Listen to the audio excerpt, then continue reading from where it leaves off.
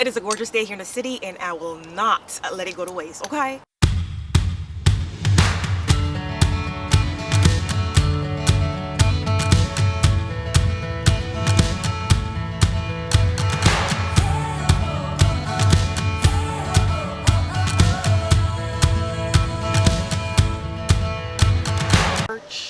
First or second, and it feels amazing here in the city. So what I plan on doing today is just something light, is clean up this area all the way down to the bird bath where I have the junipers, and just pull some weeds, cut back some sedum, some grasses, cut back my hibiscus, and put down a nice layer of leaf compost just to freshen up this area.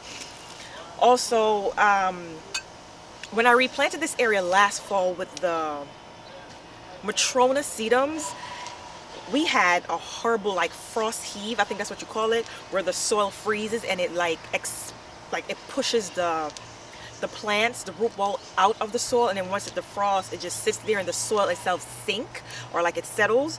So I need to adjust that. I'm also going to dig up all of these river rocks that I had here. I'm going to dig every single one of them up and prep this area a little bit and put them back. I do this every season because throughout this season, as I plant and change things around, soil tends to get clogged in between them and the sidewalk. So that's what I have planned for today. Something light, but give me hope that spring is so close. Okay, so friends, this is the area we're going to be working on. We're going to cut down that large hibiscus. We're going to weed. I have to be very careful because there are tulips coming up in here, and the ones that I planted in January, they already starting to show themselves, like right in here.